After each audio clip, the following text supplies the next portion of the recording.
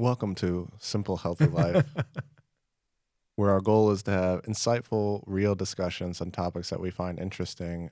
And MJ, you know what I find interesting? Anxiety. Because when you look up anxiety, you ask Google to define anxiety, it calls it a medical condition. That's interesting. Isn't that interesting? Yeah, that is interesting. Is it a medical condition?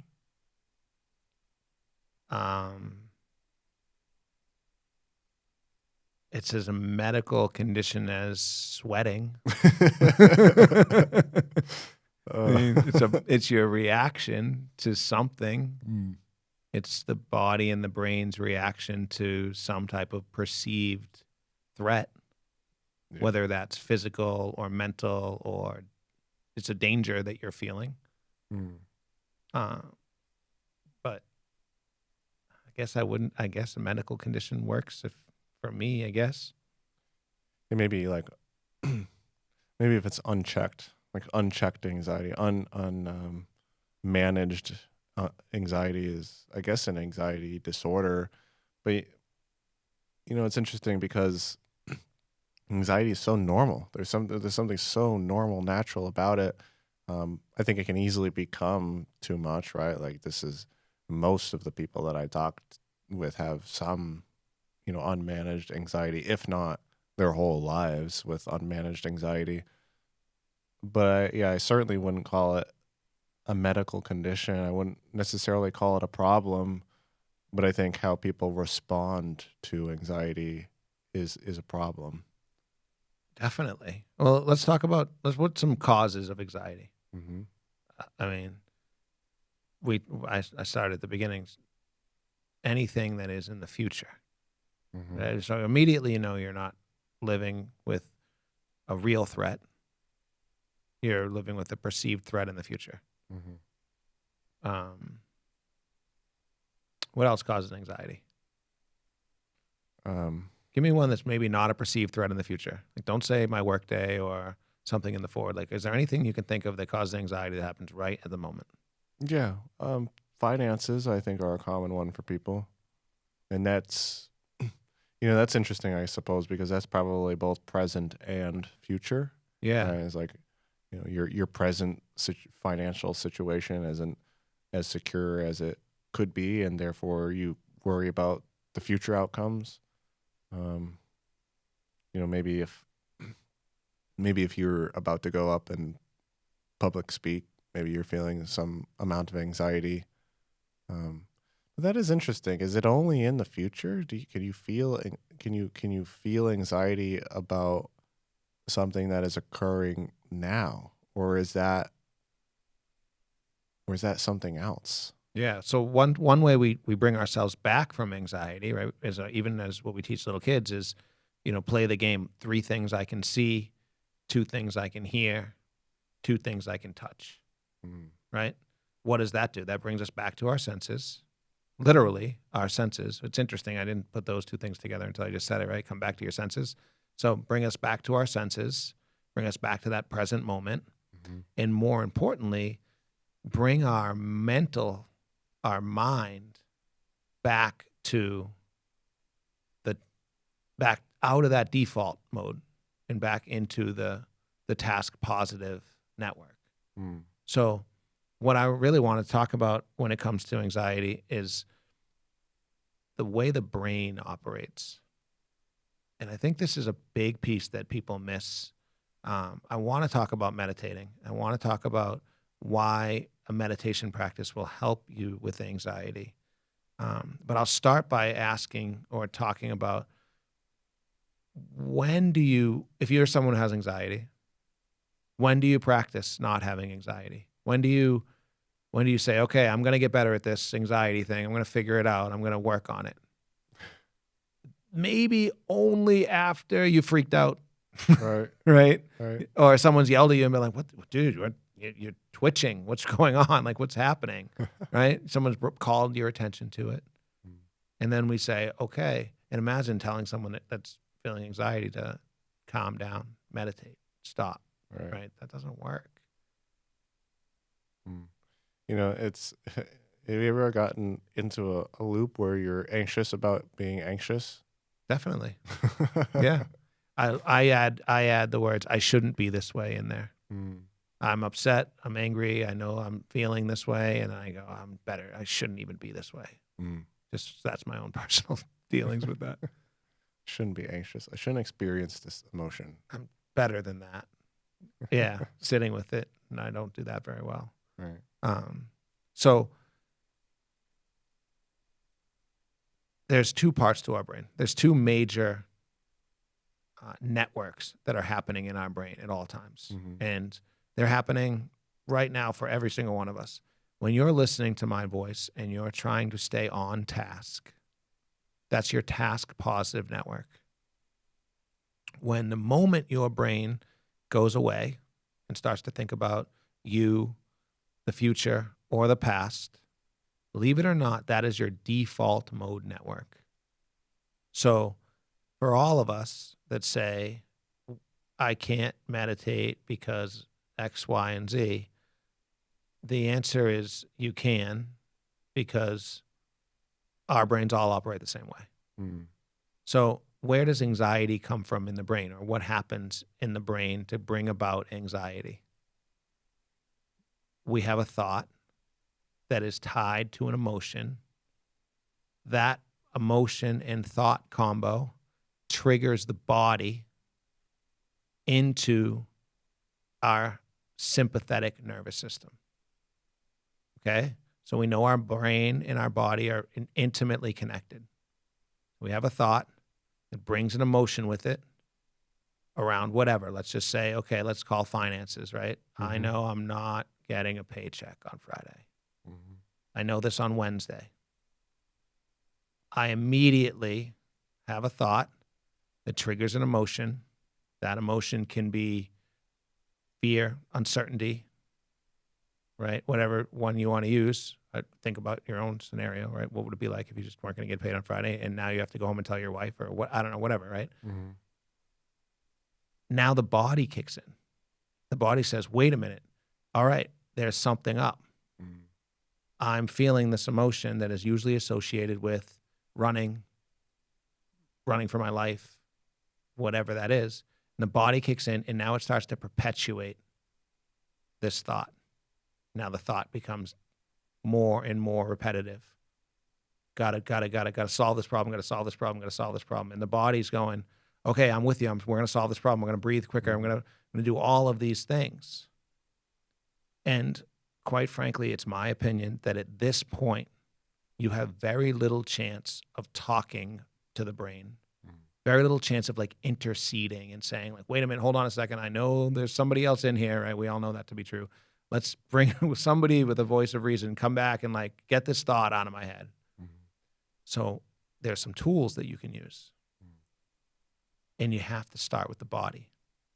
So we know it triggered your sympathetic nervous system. Mm-hmm. And we know how to trigger your parasympathetic nervous system. The way that we do that is to change our breath. Mm. Two things. One, bring your awareness to the current moment. We know it's really tough to do, so we're going to put that out. Two, tell the body that you're safe.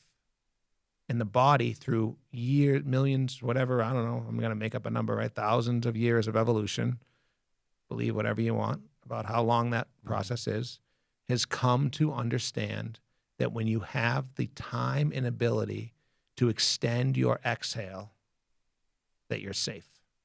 So from a physical standpoint, if you start to breathe longer from your exhale, your body will then bring down the hormones that are associated with this problem that you're having, and allow the brain to pass through that thought. Does that make sense?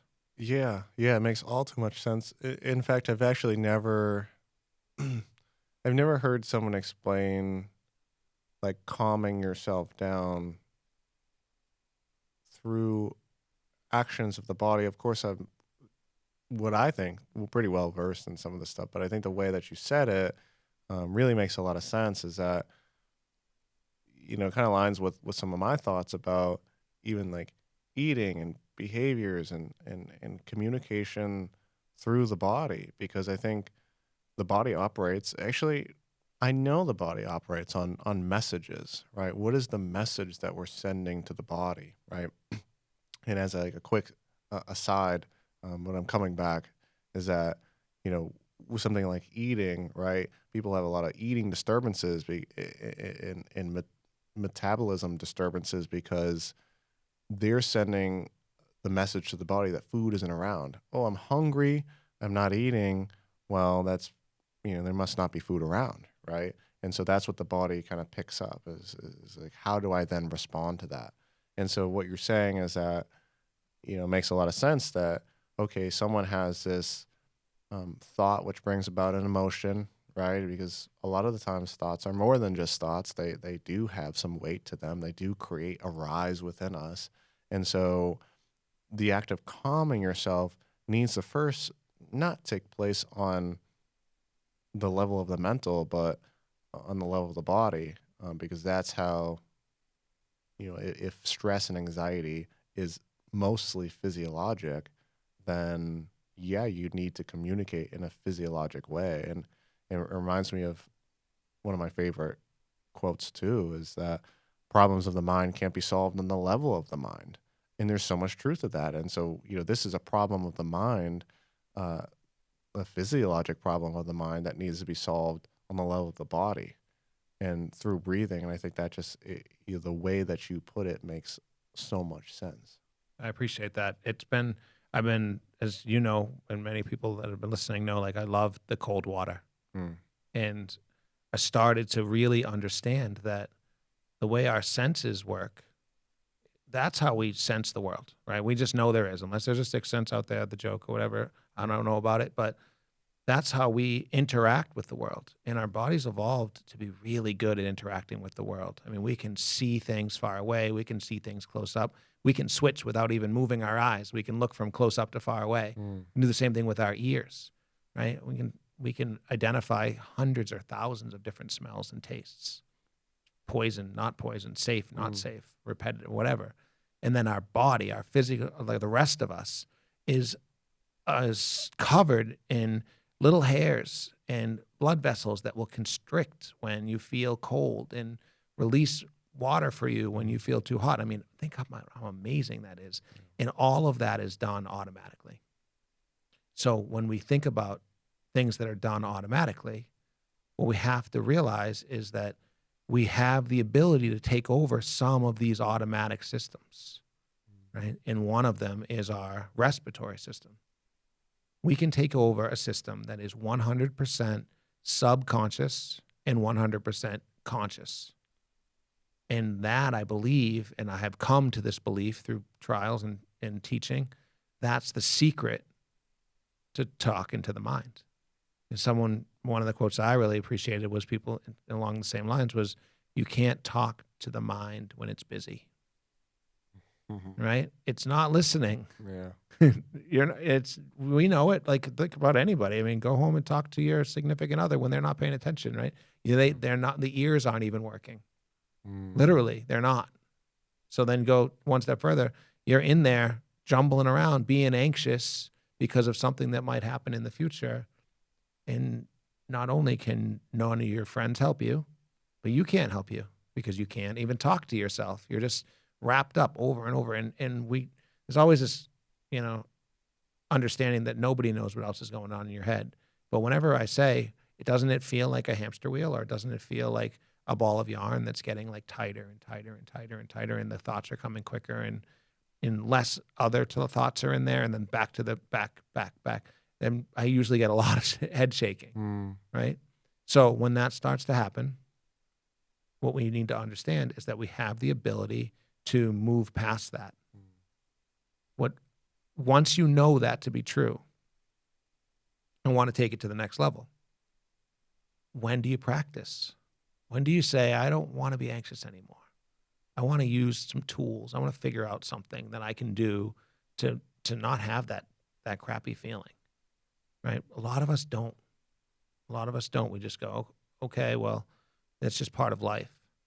I'm a firm believer based on the neuroscience and the physiological responses of the body, that you can practice not being anxious, that you can practice staying with your breath,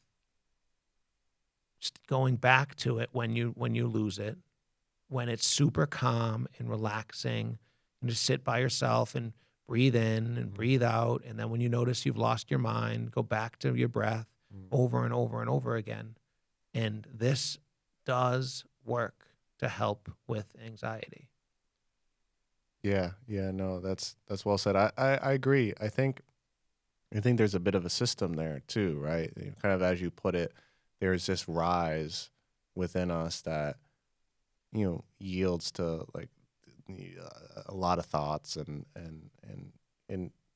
also we have the physiologic rise too, like you explained it as like the rapid breaths and maybe the sweating and the shaking, right? These are kinds of like the physical manifestation of anxiety, and that's only the tip of the iceberg. Anxiety can manifest in many ways. One of the most common reasons for GI distress, like IBS, is stress and anxiety, right? Well, I'd like to talk about that for a second. Yeah. And I'm going to kind of just pass it over back to you, because I want to say, when we think about anxiety from the beginning, what we said was it's a thought that has an emotion that essentially triggers your sympathetic nervous system. Mm-hmm. Well, when your sympathetic nervous system is triggered, the body is so adept at getting you out of trouble, which is what it's trying to do, physically move you out of trouble, that it will shut down your digestive system. Yeah. It will say, we don't need that right now. Right. You're not eating right now. You are running for your life. Tiger coming for you. Right. So talk about that. Tell me, like, that just makes so much sense to me, that it's just another example of, like, I don't extrapolate it out to say, wow, if you are constantly stressed and then you're constantly eating under a stressed way, you're either one, eating when you shouldn't be, because your body's like, we're not eating right now. Right. Enforcing it, or two, not eating altogether, Mm-hmm. which I guess would lead to what you were just talking about, was, what would you say, GI distress?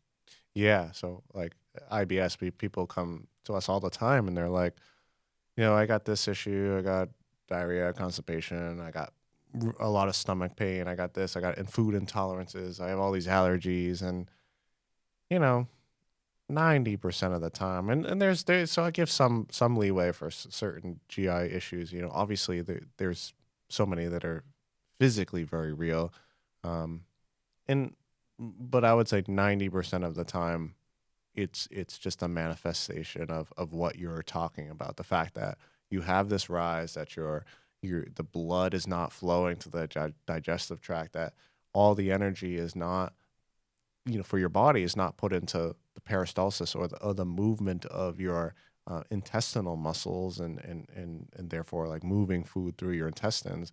All the energy is put into tensing your muscles and breathing and these hormones that give us a rise, right? And so you kind of have to be restful to be digesting, and that rest and digest, like these simple messages that we get told are actually quite true. I mean, even something like Thanksgiving, right? Why am I so tired after I eat? Well, that's because of rest and digest. It's the same system. And so anxiety presents, I think, in a number of ways, and it's so important to manage that system, right? It really is. And I think the way you lay it out is very clear. Actually, I had an example last night where there was like a crisis and plumber issues, and water from the ceiling, and I could feel like the rise. And I think everyone has a different baseline for this rise. Like some people rise a lot more than others, and luckily I don't have the greatest of anxiety rises ever, but I could feel the rise, and I know that I wasn't actually thinking in a very clear cut way, because to your point, the mind was was busy. No one was there was no reasoning there. I just needed to solve the issue. And to be fair, I mean, we got it done, um, and shortly after, I kind of still had that like lingering anxiety, but it didn't. I wasn't able to really rationalize with my brain and come down from that until I focused on my breathing, until I focused on calming the physiologic rise that occurs. And so I think the system is that you have this rise, this anxiety provoking event, or whatever it is, and you need to communicate through the body that actually we're okay. And then maybe this is what you were alluding to before, is that like people stop after that point. They don't then get to the mental reconciliation of anxiety, the mental fortitude that comes with reframing certain thoughts or reframing beliefs, and then going into that realm. I think maybe people stop at the physiologic rise, whether that occurs just after some time or after breathing exercises or whatnot. But I do believe that there needs to be mental reconciliation there, right? I couldn't agree more. Yeah, it's like that. Oh, thank God that's over. Right. And now moving on. Yeah. It'll be back. But, Yeah. we don't practice. We don't say, all right, well, what can I do? Like, what are the things I can do? I have a amazing story I just want to tell right now. Please. This Tuesday last Tuesday we didn't do a podcast. So last Tuesday I was teaching, and one of my students, I was teaching, he came up to me before class and he said, hey, I wanted to let you know, because he had hurt his shoulder, and he was like, I had to go do the MRI. And he said, I was about in there for about 10 seconds, and they give you a buzzer to hit if you have a panic attack. Mm-hmm. He's like, and I was going to hit it. He's like, and then I thought of you saying, hey, breathe. And I breathed, and I breathed, and I breathed. And he said he breathed for about 15, 20 seconds. And then he realized he could do it. He was going to be okay. And he did the MRI, no problem. But he said he was really close to hitting that panic button. And that's technique that we worked on worked. Mm-hmm. So it's real. It's out there.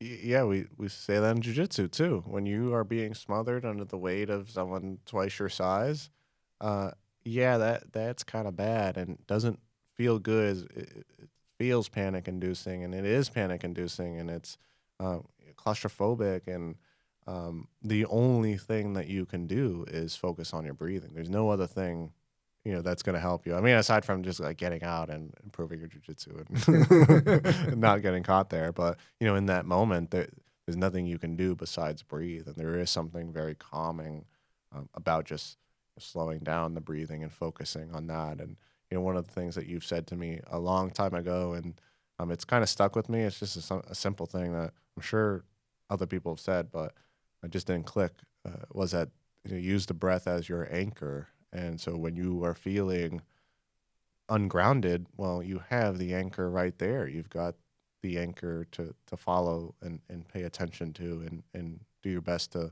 slow down and control too.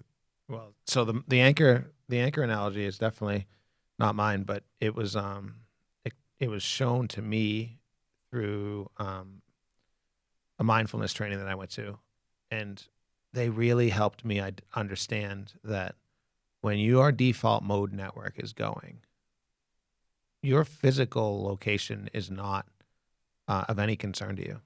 Really, you're not there. We've all seen it. I mean, you can see it. A good example for anybody that does have the opportunity to learn in like a circle. When the instructor's speaking, look around the room and see just how many people aren't there. How many people are in their default mode network? Wild how you can tell from their face. You can literally look at a group of 20 people and see which ones are not actually there, are not being present. Yeah, that is a whole other topic on its own, like how anxiety presents and what we take for meaning from that, right? And I started learning a lot about that as I talk with these socially adept people who have a lot of anxiety, and they're kind of like describing some of their like inner emotions, topics, conversations that you don't often have just with like the general, a general friend or something. And yeah, anxiety in a social situation or like in a circle like that, it looks almost rude. Yeah. Yep. It does. It absolutely does. Mm-hmm. So I want to make sure people understand that this breath work thing that we're using, right? Because we use this big word, breath work. Mm. It's not this long, drawn out process. It can be, right? There's some really cool, fun things that you can learn about the way the body responds to breath. And something I'm very much, I don't know if we talked about it on podcast or not, but, I had my mind blown with what the breath could do when I took that holotropic breath session and completely lost all my ability to control my emotions. That was just through breath and sensory input, loud music. So I'm of the belief that the way the body, and my wife always says, hey, she's not sure if this sounds right. So you tell me what you think. The way the body takes in and lets go of air directly affects the way the mind works 100% of the time. And I know that's one extreme. If it stops doing it, the mind doesn't work, right? We die. You don't take in and let go of air, right. Over. But also, when you're running hard, what's going on in your mind? When the breath's going, it's uncomfortable. Or what's going on in the mind when you're going,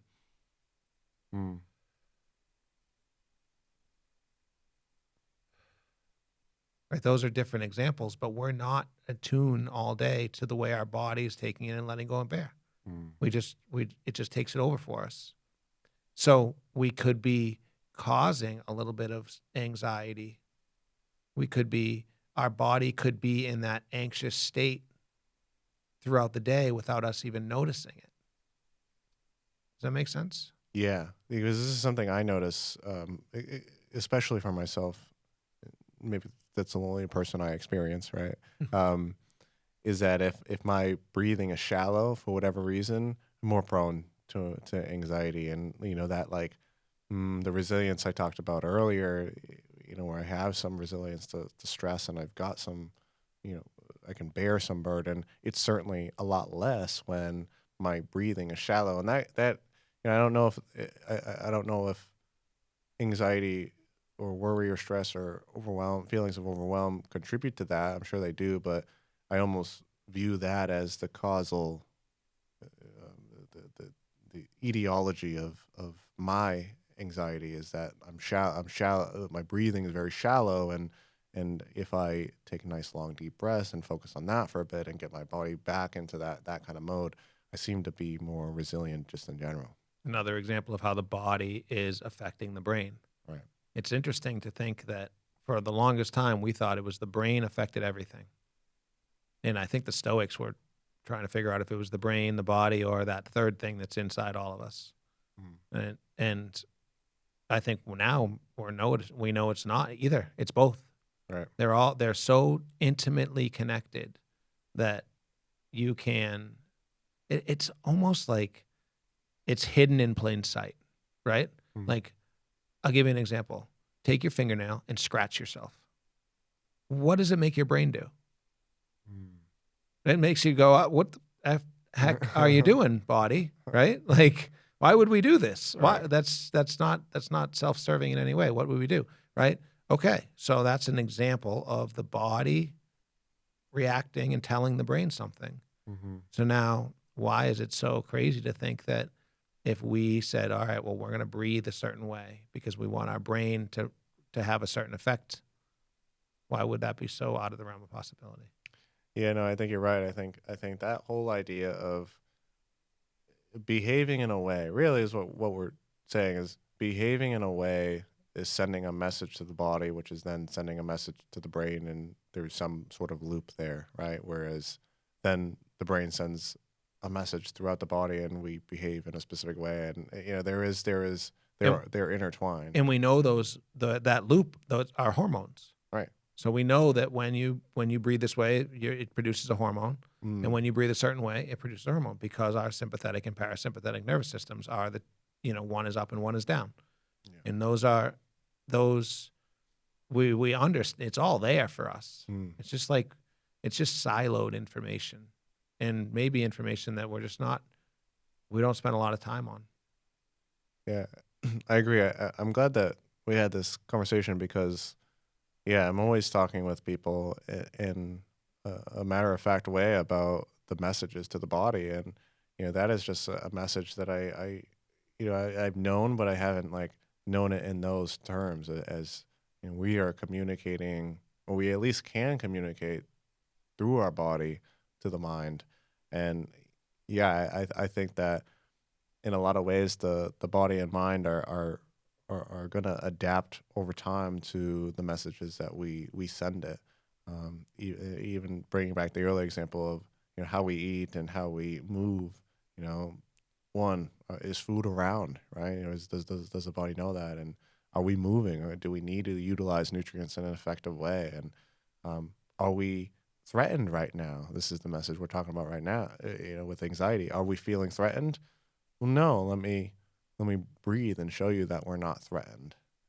And even taking some time to breathe for 10 minutes, like a nice little Zen 10, right? And you have this physiologic rise, this anxious response. Well, let's take 10 minutes before we even decide to then do anything. Let's take 10 minutes of breathing before we decide to act on an impulse, or before we try to rationalize with the irrational brain, in its as it's on the phone.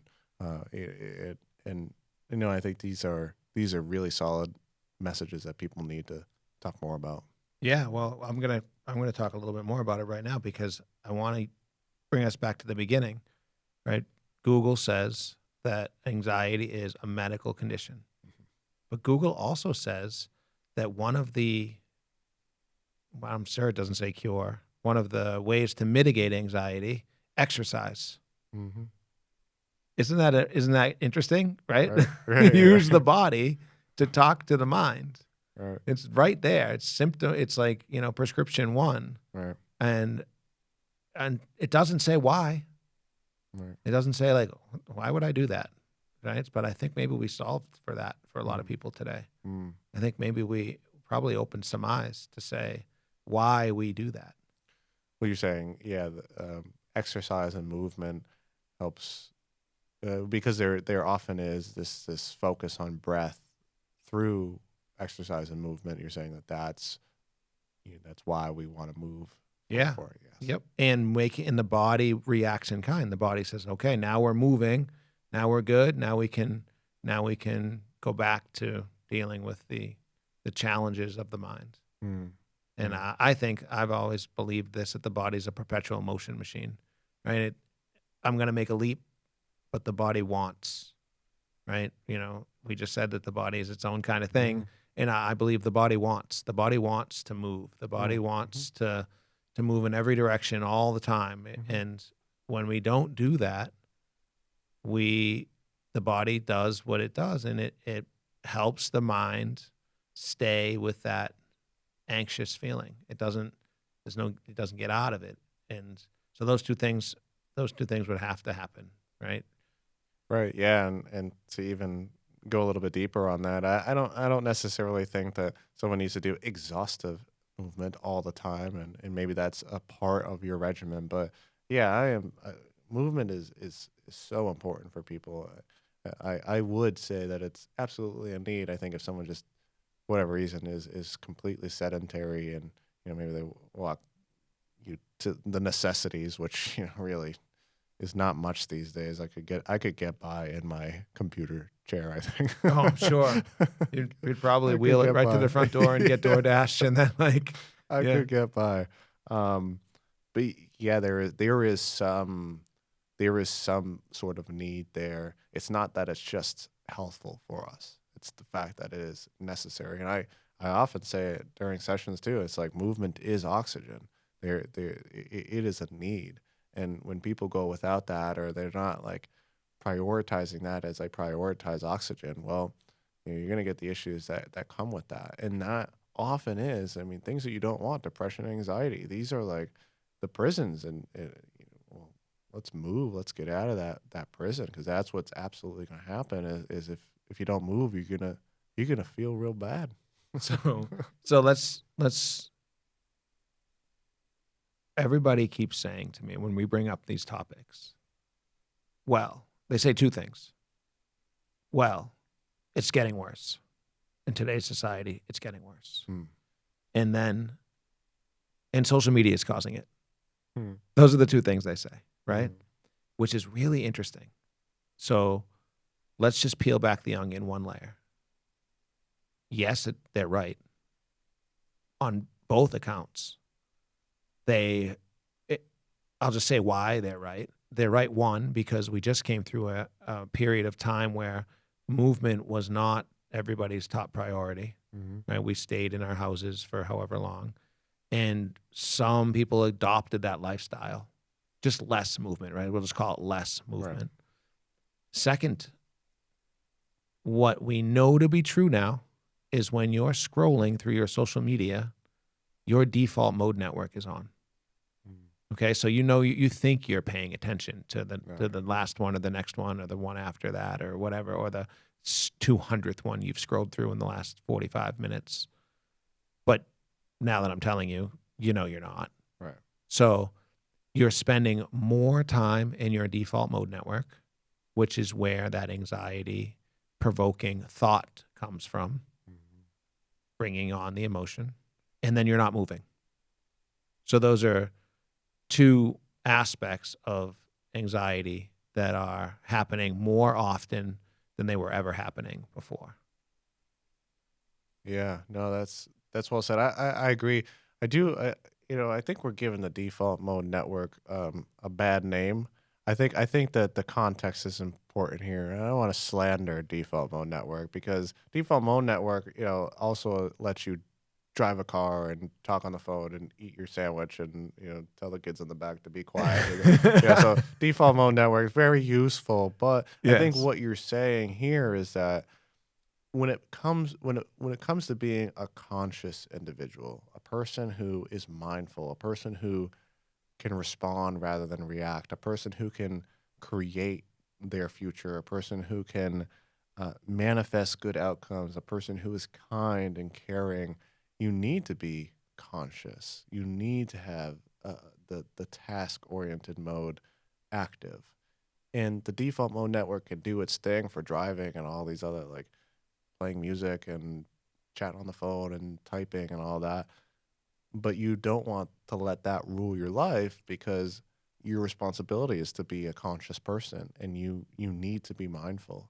And if you are not actively finding ways to engage that task's positive network, then you might as well not be playing. You might as well not be playing the character that you are, because someone else is playing for you, or your mind is playing for you. Right, your mind is playing it for you. Yeah. You're walking through life not being conscious, not being aware, and it's only a matter of time, as we've noticed, where that turns to depression and anxiety. It's just the way it is for all of us. Yeah. People our age grew up before this stuff happened. So we had a good base. What's happening now is the younger generation, the kids that are still in middle school and high school, that are getting this, that are living through this stuff that we're speaking about right now. Less play, less movement, more time on social media. They're being diagnosed more and more rapidly with anxiety disorders. And we're not doing a great job of helping them, of giving them these coping mechanisms, of giving them these options. And I feel strongly that many parents know in their heart that it's not a disorder, that it's something that we can solve for without drugs or real pharmaceutical intervention, but they don't know what to do. They don't know who to go to. They don't want their kid to be perceived as different or having anxiety. They want just to make it go away. And so if you're listening out there and you're seeing this not just in yourself but in your kid, really start to talk to them. There's no substitute for talking to them, of course. But 2, see if you can't implement a small breath work, what's the word I'm looking for? Like regimen or routine. Yeah, you brush your teeth. You do 3 minutes of breath work, 3 minutes of conscious mindfulness, 3 minutes of something in the morning before they leave the house. Give them a fighting chance, right? Let them get out of that. We know you do it yourself first. We know that the 3 minutes will get you out of that anxiety, at least for a small bit, and then give them a chance to start the day that way. Right? I don't think wholesale changes are going to be effective, right? And I'm not telling you to take everybody's phones away because social media is the devil. I'm not saying any of that, but I am saying, if you can help your kid by knowing what we just talked about is true, I think that's something that everybody should be looking to do. And have you found your meditation and mindfulness workshops with kids to be effective over time? Yes, absolutely. Yep. And I've had many examples of kids that have come to me after and said something about how they used it. In fact, I have a great example recently where I was asking a young man, he had just done his jiu-jitsu tournament. It was so it was on a Saturday. I saw him on Tuesday. He's 11. I was like, how'd it go? He said, I went 2 and 2. And I was like, what'd you learn? I'm glad I asked the question that way because, that was what I wanted to know. And he looked at me and I was like, he said, I need to do a better job of controlling my emotions. I was like, why? What emotions did you feel? He was like, well, I was scared because I had never gone against these kids before. And I was like, well, what did you do? He goes, well, I breathed. I was like, that's the best answer I could have ever heard from you. You're well on your way to being very successful in all of the things that you do. And it just made me, proud and smile and a little twinkle in my eye. But that was him being 11 years old, using it in a fight or flight example. I mean, these are real fight or flight examples. There's an 11-year-old about to go out there and fight somebody. So I was really proud of that. And that's just one example of my recent past of a student that has done that. Yeah, intuitive to him. Yeah. Well, and we talked about it. We Oh, you talked about it. Oh yeah, we talked about it through the class, like through helping, like through Okay. a little bit of this, a little bit of that, a little yoga, a little jujitsu. Like, what's important here? Have you lost control of your breath? Yes, no, and he found it and used it. Wow. So I'm really proud of that. That's great. Yeah. And I do have one more example of something that I wanted to bring up. This April 24th, we're going to do a workshop for some kids from Cohasset High School over at one of my favorite places in Marshfield. Shout out to JPH. They're doing amazing work over there, just helping people. We're going to do a lecture, breathwork, meditation workshop for kids at the high school level to really understand what's going on, how the body's working, and that they're not alone. They're not abnormal. These feelings that they have are normal behavior, normal feelings that we can learn from, use, and most importantly, understand. Well said. Thank you. We've definitely given some tools for people to use. And I think we probably helped people really understand the way the body plays in this whole thing. Well, I mean, it certainly helped me. Definitely thinking about things in different terms, despite the fact that I feel like I know a lot of these things. I talk about a lot of them and I practice them and I try to preach them to the people who need it. But sometimes just hearing it put differently, makes, new connections for me, new neural connections for me. And then I can, connect previous thoughts and old thoughts and it's truly really, really helpful. And ultimately, is why I like to have these discussions with you, is because I think that we do have real insightful conversations on topics we find interesting. Well done. Good job today. That's it. Okay. You want to wrap it up?